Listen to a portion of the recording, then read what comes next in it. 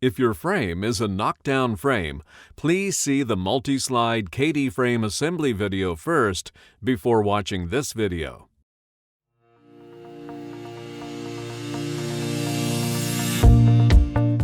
Using the supplied QC checklist, confirm you have all the hardware necessary to complete your install.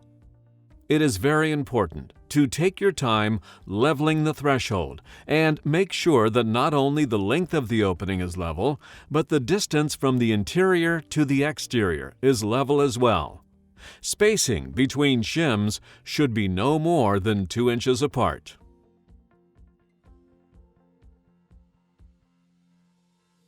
You will need to pre-drill with a 3/8 drill bit in order to hide the screws in the frame.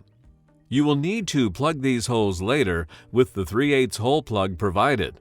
Do not pre-drill on the die line. Instead, pre-drill towards the interior portion of that pocket off to the side of the die line. With the screws provided, secure the 4 corners of the jamb and 1 screw in the center of the header to eliminate sagging. On 3 track doors, use the outer track and the interior track. On 4 track doors, use the outer track and 2 interior tracks. Cross-tape the opening to be sure it is square.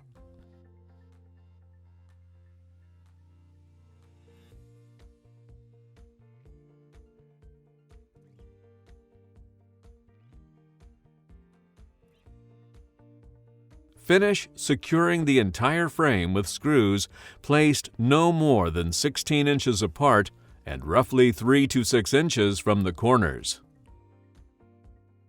Be sure to use a level to make sure it's plumb and free of bows, interior to exterior and side to side.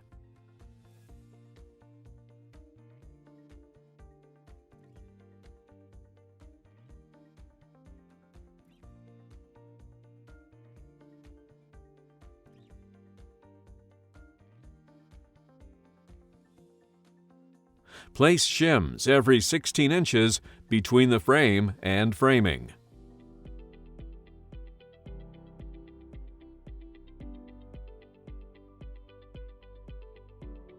Before installing panels, make sure the track is snapped securely into place. Install your innermost X panel into the interior track.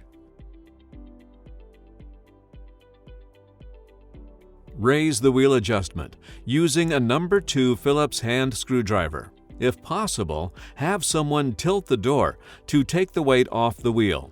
Raise the wheels 2 5/8 inch from the top of the parting bead to the beginning of the glazing bead line. This will allow for all the panels to mirror the height of the fixed O panel. Check the door's reveals on each side of the jamb. The reveals should be the same. Adjust the frame accordingly, but do not shim the threshold just yet. Install your next intermediate panels the same way you did the first X panel.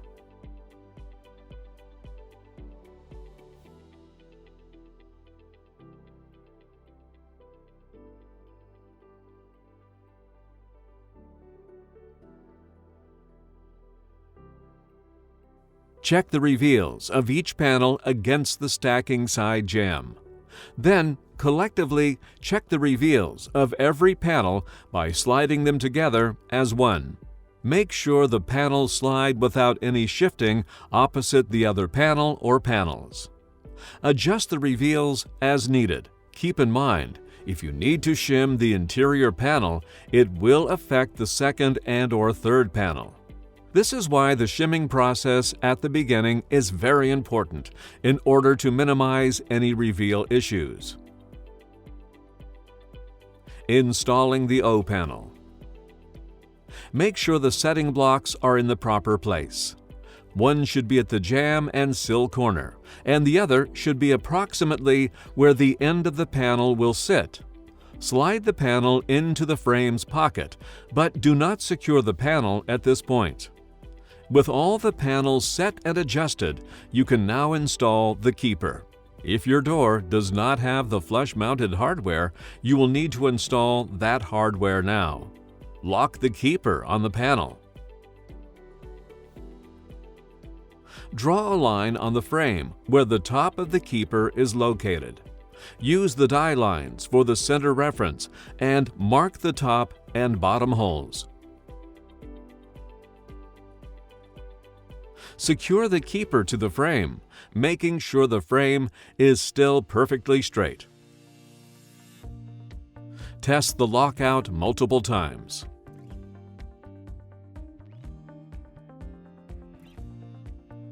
Lock the keeper in place by placing the last screw at the top of the middle hole. This will minimize service issues, keeping the keeper from shifting and sliding down out of alignment. If your door was purchased with hardware other than the flush hardware, you will be provided with a panel stop.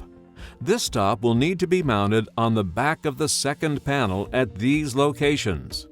You will need a 9/64 drill bit to pre-drill for the installation. With the lock working properly, you can now secure the O panel into place. Shut the door completely so the locking X panel is completely in the pocket against the keeper, but the other panels are pushed back, engaging the interlocks properly. Now, using the fixed panel screws provided, secure the O panel through the mull hair on the parting bead on the jamb.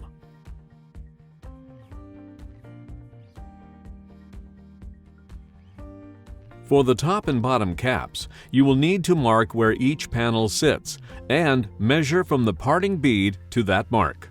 Keep in mind, you need to account for the thickness of the 1/4 inch rubber bumper in your measurements as well.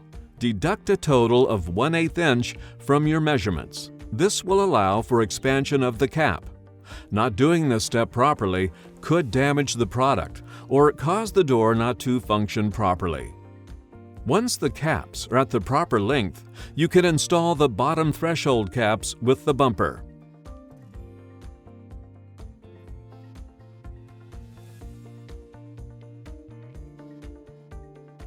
For the top caps, you will need to apply sealant to the pocket to prevent movement due to expansion and contraction. Now install the top caps with the bumper.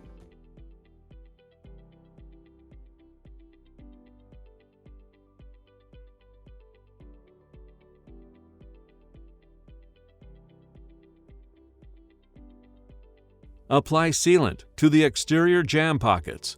This will eliminate any shifting from expansion and contraction. Now install your exterior jamb side caps.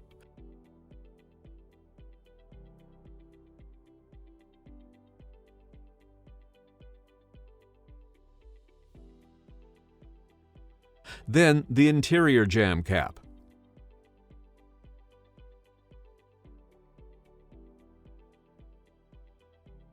Finally, finish off with the hole plugs on both frame and panels.